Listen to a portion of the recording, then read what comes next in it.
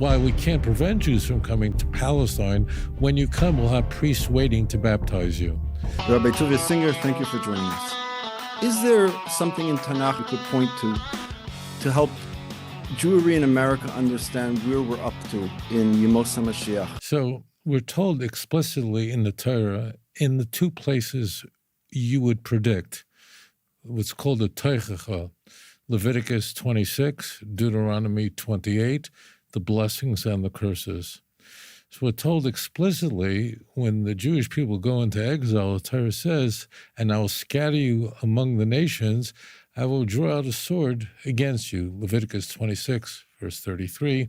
The same thing, we have the same idea conveyed in Deuteronomy 28, verse 64 and 65, that the nations where you will go, you will have no rest. That's fairly transparent to us that if the Jews had gone to the Korean peninsula, particularly the southern part, or if we had gone to China or Japan or the Far East, we wouldn't be dealing with this. But throughout our exile, we have been hated by the nations where we lived, which had multiple effects, which Chazal anticipated and Tanakh talk about. Number one, it means that the Jewish people would still be in Geula and be very aware that we're in exile. It's very hostile. And number two is our sages tell us that it prevents Jews from assimilating because we're constantly reminded by our adversaries who we are, what we are, and that is that we're hated. Mamdani is a Shia, which is an iteration of Islam, which holds the Jew in the most contempt, meaning, it's a very strange thing, but meaning they hold that Jews are mamish tameh, translate that are literally impure. If a Jew touches food, that food becomes inedible. Sunnis, which comprised 90% of the Islamic world, do not view Jews in that fashion. Next prophecy, which is very critical, because we're seeing something very odd that's happening, something we're observing, the spectacle that it's not only that we're observing something that's really very striking in the largest, most populous Jewish city in the world. There are more Jews living in New York City than any other city in the world. There's no city in Eretz Yisrael that has as many Jews as New York. It's impossible to ignore that. But Mamdani is coming from the left. That's his appeal. But what we thought is that, well, we can certainly rely on our good friends, the Americans, who are on the right. But what's very striking, what has emerged is also a brand of visceral anti-Semitism on the right, in the conservative right, which people weren't expecting from the Republican Party, which no one was expecting. The emergence of Tucker Carlson, who worked for Fox News for a quarter of a century, very successful, and once he was fired, was released to and it's very interesting. He's a very attractive presenter in the manner that he has, in that the way he launders the most vile anti-Semites and Holocaust deniers is simply by interviewing them. And these are puff interviews where there's no pushback, where he's simply laundering their ideas and saying, I'm just asking questions. Nick Fuentes, he's a Nazi. He's a guy who said, I like Stalin. He said he's a fan of Stalin, and there was no pushback. Stalin was one of the most evil people in the 20th century, responsible for probably 20 to 30 million people killed. He allied himself with Hitler in 1939. Hitler, in the Barbarossa, violated that agreement, and in a way it saved us because he attacked the Russian, he attacked the Eastern Front, so that was the mistake that Hitler made. It ultimately led to the downfall of the Third Reich. But what is consequential is here you have Tucker, who is simply bringing on people who state that Churchill was really the great villain of World War II. Bringing on Fuentes is shocking. And then you have other people who are coming from an iteration of Roman Catholicism that are virulently anti-Semitic, that are just simply naming the Jews. Mandami is sort of hiding it because he's saying, I have nothing against the Jews. He went into a sukkah during Sukkot. It was a very stupid thing for those guys in Satmar to do this. Very stupid. I don't want to discuss the theology of Zionism with Satmar. That's not relevant. But it was not the way of Satmar to ever ally itself with people who support terrorism, who support terrorist organizations. Natura Carta does that, and that's why they are looked upon as the crazies of our people. That means they're not even considered our people. The people who will ally themselves with terrorists. So this was something that Satmar never did, and the Satmar Rebbe opposed this completely. And what one group in Satmar did was very, very damaging, and they have to do tshuva for what they did.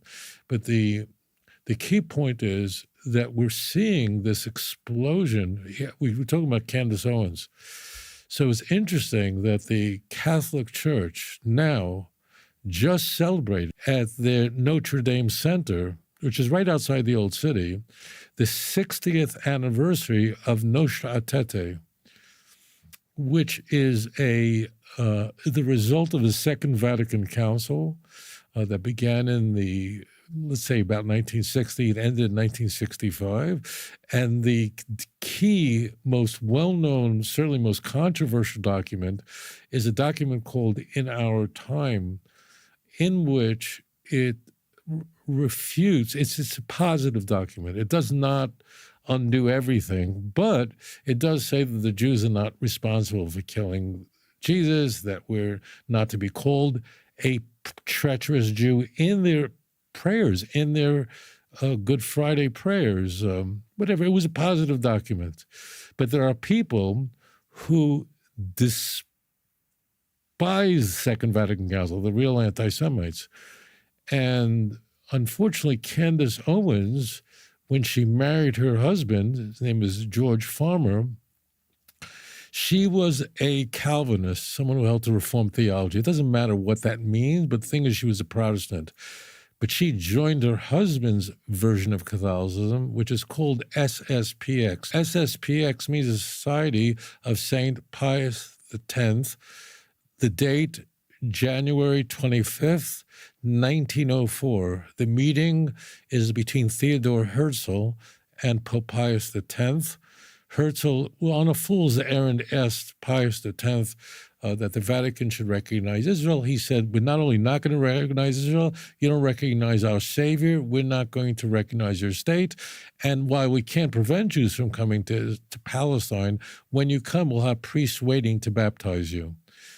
It was unbelievable. So the people who love Pius X and reject the Second Vatican Council, and that's called the SSPX Roman Catholics. They're all virulent anti-Semites like Gibson. Now, what does this have to do with what we're talking about? We're warned in Tanakh explicitly by a very unique Navi, a very unique prophet. His name, Ezekiel, who lived at a very striking time. He lived during the destruction of the first temple. His Sefer, 48 chapters, could be divided into three massive segments. Very famous segment of Ezekiel is a segment of Yemos HaMashiach, as an example. We have the unused blueprints of the third temple in the book of Ezekiel. I appeal to the viewers to read it from Ezekiel 40 through 48. We have a segment of Ezekiel that is devoted to tell us that the Shekhinah will always be with the Jewish people. Remember, he's living at a time when it's not just a building that destroyed the first temple, it's the first commonwealth that was destroyed by the Babylonian Empire, by Nebuchadnezzar. But the part that's very critical, that's germane to our conversation, is the part where Ezekiel explains why the first temple was destroyed. This is very unique to Ezekiel, where he devotes chapters of explaining what was going on at the in the first temple, I mean the end of the first temple period. This is the temple that was built by King Solomon 410 years earlier. And to explain to us what will exile look for you? And what he says is something fascinating. He addresses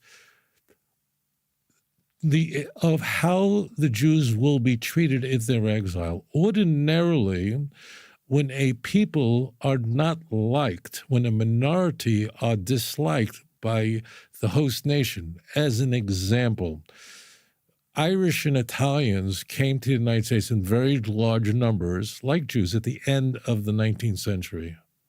And they were hated in America. In fact, it may be the largest lynching that ever occurred in the United States, or one of the largest lynchings that ever occurred, was to Italian Americans. In 1891, after the police chief in New Orleans was murdered, they blamed it on the Italians. About 10,000 Americans gathered up the Italians. They took them from prison. Don't ask. People who weren't even put on trial. And they lynched 11 Italians. It's very famous. And even the New York Times reported it as something, well, these are the kind of people we're dealing with here. You have to get rid of your riffraff. The Irish were hated as well. But what we're all very aware of today is no one has negative feelings towards the Irish or Italians. They proudly march in parades up Fifth Avenue on their, what happened? So what happened to the Irish and Italians is that they both, as an example, they participated in the American experiment. Civically, they contributed enormously, and they demonstrated to Americans that we're just like you. That's true. We have, different foods and a special culture and a special thing. That's all fascinating, but we're committed to the United States. And therefore, today, whatever hatred was focused on Irish, and it was plenty, there were plenty of jobs in university Irish could not get into. Irish were not welcome to, don't ask. But today, these things do not exist. Why? Because the dislike of the unlike recedes when the minority group behaves like the host. However, Ezekiel says this phenomenon does not apply to Klal Yisrael. It's a very important chapter. It's Ezekiel chapter 20, where Ezekiel addresses what your experience will be like for the Jew. And Ezekiel says, just remember this, as you remember, again, our time, Ezekiel is living during the Babylonian exile. He's living during the time of the destruction of the first temple, and the Jews are now going, 90% are going to Bavel, and 10% will wind up in North Africa. And he says to them, the words of Rambam of verse 32 through 34, he says, do not think for a moment. He says, let it not go up on your mind. How will we escape persecution and exile? So this sociological phenomena is not, we didn't just discover it. Everyone knew if you act like the host country, eventually persecution ends. He says, no, it'll be the reverse for you. Ezekiel says that if you will try this out, in the nations that you will be driven to, where you'll say, let us be like the other nations, Hashem says, then the fiercest kind of hatred will explode. And that's what he continued. Then I'm going to bring you out to the wilderness and you'll face destruction. So this, and what is very striking, I remember I had to read Mein Kampf, written by Hitler Yamach Shemayan when he was in prison. And unfortunately, it's extremely readable. I mean, he wrote it in German. I read it in English a few times to prepare myself to write my books. And in his first chapter, he very clearly, it's a very lucid work. It's not like the ranting of a crazy person like Nick Fuentes. He very clearly describes how before he moved to Vienna, he thought that the Jews were just another religion just like you have Catholics, you have Protestants, Jews were just another way. He said he realized, he says, in the streets of Vienna, he saw a Jew with side locks and a special hat, and then, which he knew, of course, was a Jew, but then he he interacted with Jews who dressed just like everyone else, and he realized that they were, in fact, they were like a cancer that was infecting society. The most dangerous people to Adolf Hitler were the Jews who pretended to be like one of us, who were infiltrating our society, who are our misery, our Unglück, and in fact, we had to deal with this problem by eviscerating, by destroying them, because they are infiltrating our society and marrying our women, even worse, and so on. So we're observing a spectacle on both the left and the right in the United States, the most successful experiment for Jewish life, where Jews have full equality with non-Jews, which really never existed in history.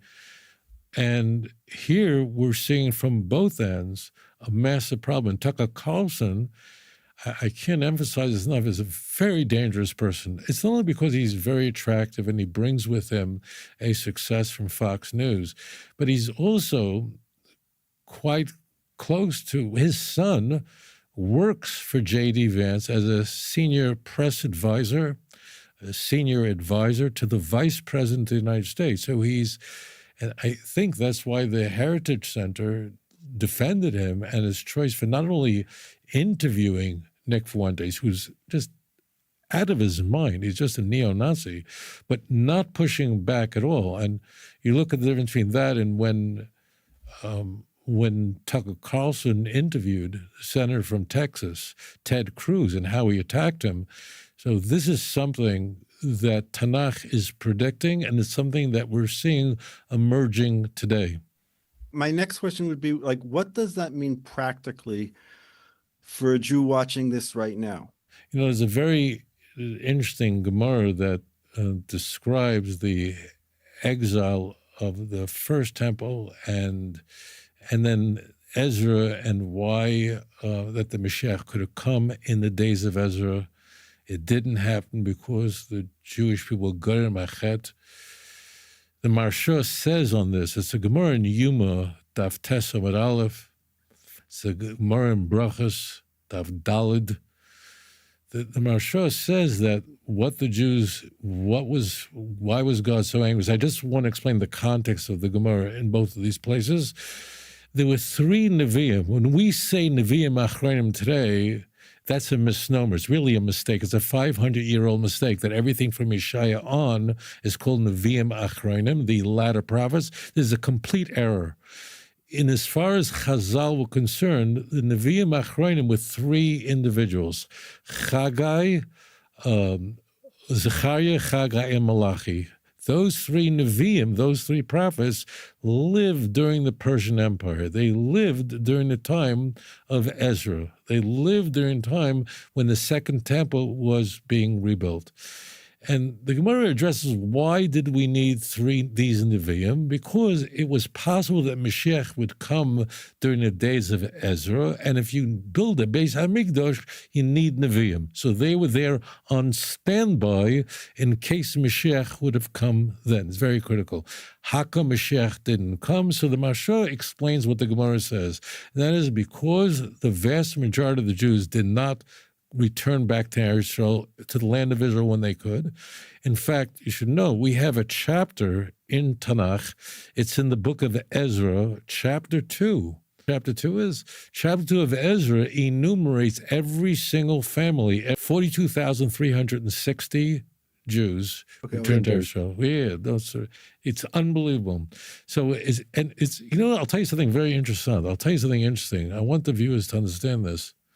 So our sages asked, so every family is named there, every family, by name, we're told. And how many of this is the name of the family, and how many of their...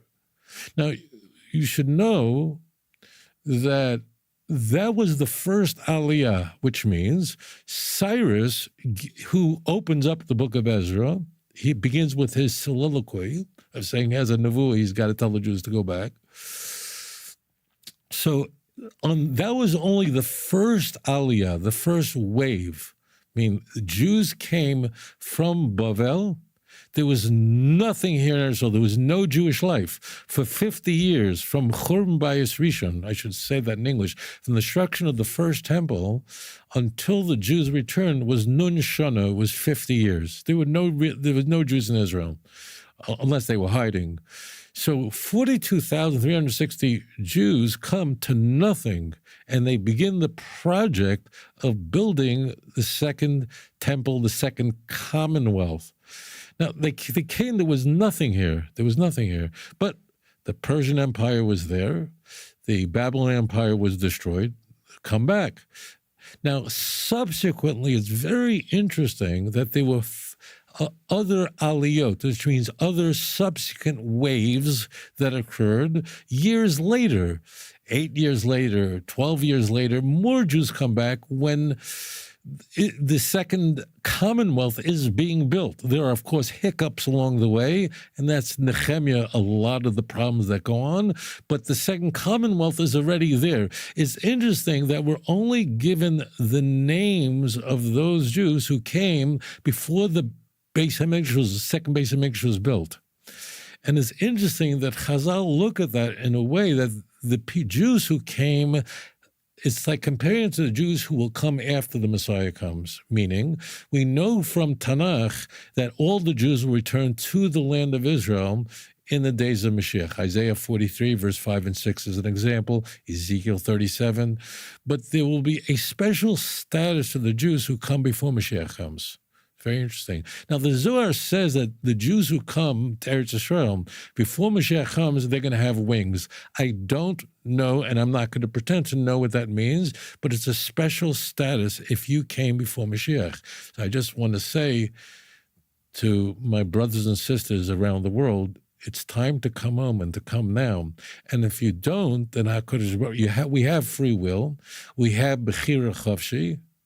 So, but HaKadosh Baruch Hu, the Holy One, blessed be His name, will of course adjust what is occurring.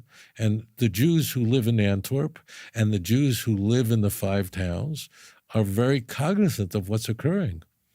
And therefore, there's a movement. So HaKadosh Baruch Hu is pushing. That's the whole idea of Mashiach ben Yosef, which means pressure, and Jews are realizing that it's time to come back. So there's nothing I could say more importantly. I mean, before the Holocaust, but Hitler comes to power in 1933, if Jews, there were many people, unfortunately, said, don't go to Palestine. You know, it's dangerous. Palestine's going to go up in flames. I'm talking from the Jewish world. And Eretz Yisrael was the safe place to be during World War II. Rommel's tanks were destroyed. He wasn't able to proceed to Israel and carry out what Hajim al-Husseini, Yimach Shemai, the Grand Mufti of Jerusalem, planned, that Hitler's armies would come to the land of Israel and kill all the Jews here. Even though there were swastikas, there were swastik flags with swastikas flying in Jerusalem where the Templars are, but the Jews were safe here in the land of Israel. So it's time for the Jews to come home. That's what's really going on. That you feel confident and comfortable, and the Republican Party, and this is where our friends are. To be very, very careful. And it's happening really in a way that's so transparent now. And it's coming from mainstream. But we need to know that the events that are occurring now, that are coming from the left and from the right, are a sign for the Jews that it's time to come back to Israel. Right now is the time. There's something different about the anti-Semitism of today than even 50 years ago. And I'll explain that in Chutz La'aretz now, when there's anti-Semitism, first of all, it's the first time I remember a Muslim, 12er who's like the same religion as Iran. What does this really mean now that the Jews have a place to go? I know, like, when, I forget who it was, he took down the gates that were stopping people from making Aliyah. And it was, the Medrash Eicha says that it was a big question, a taina on Klal Yisrael, that now that they can go make Aliyah, they could come for Aliyah L'Regel, and they didn't come. So that was much worse when they couldn't come, all the years we couldn't come. And now I think for the first time, we're really experiencing something anti-Semitism that we haven't never witnessed. I mean, I don't remember. I went to Chaim Berlin. I think you told me you went to the Mir. So right. Like and you've talked about anti-Semitism growing up, but that was, from the Italians. It wasn't the same. It wasn't, or from the Christians at that time. I don't know. I don't want to open that up, and it wasn't really the topic. But I'm just wondering if you could just shed some light on what the difference today is. Thank you. Yeah, Zohar Mandani is a Shia Muslim. The center of Shia Islam is Iran. Iran has been the center of Shia Islam since the 16th century.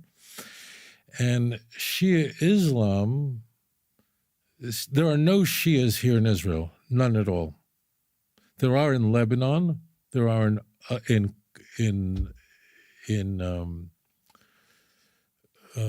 Qatar, there are in Kuwait, there are in Iraq, but the center of it all, the power of it all, is really is Iran. It's strange, but Sunnis, I know many of them, and I'm interviewed on Muslim Channel, will tell me personally that they hold that Judaism is closer to them than Shia Islam. Sunnis hold that Shia is complete idolatry, a complete avodah zarah.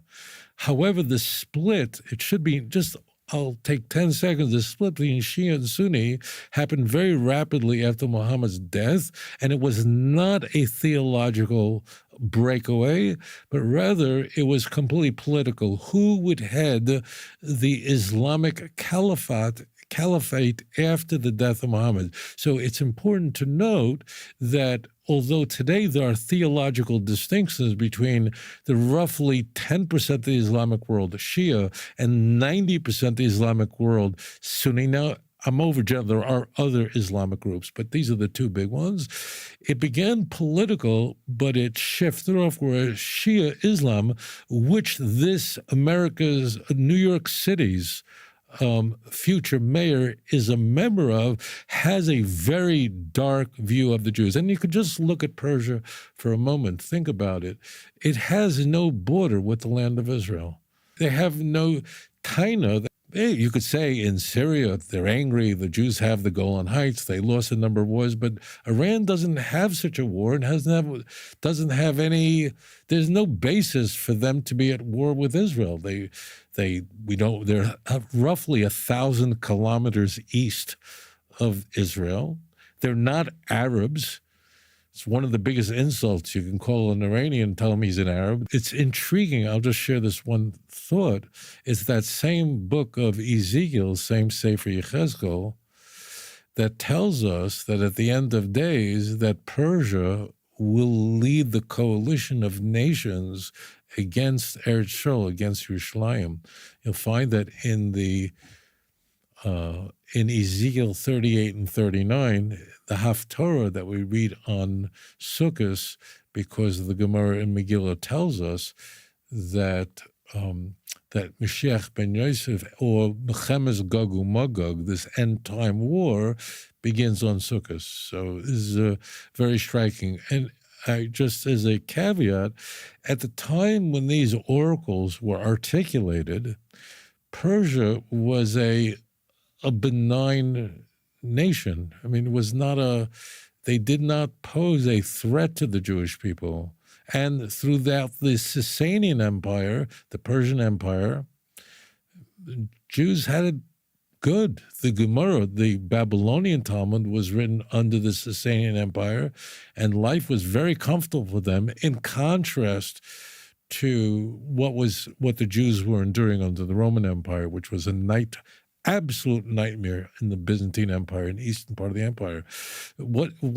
I just want to convey this to the viewers. Something very intriguing about prophecy is, unlike the person who's the weather person on telling you what the weather's going to be like, he's not a Navi. The person who's telling you what it'll rain tomorrow, whatever it's going to be, he's studying maps, satellite imagery, and he's extrapolating from that what's the weather likely to be like tomorrow and the next day after that. In Tanakh and in Chazal, in the words and the oracles of our prophets and sages of blessed memory, there's nothing they could have been looking at the time and extrapolate that at the end of days, we're going to face an implacable enemy for no apparent reason that's going to be the opponent of Israel, the land of Israel. There was nothing happening back then that would have implied this. And yet here we are with the enemy of our people, who we share no border with, who are not Yishmael, where Yishmael and Isaac had a tenuous relationship. They worked it out at the end of their lives when Yishmael gave Kadimus to Yitzchak in Genesis chapter 25, verse 9, and the Talmud tells us that Yishmael repented, and from there we infer that the Bnei Yishmael will turn back and join us and do tshuva, and we look forward to that.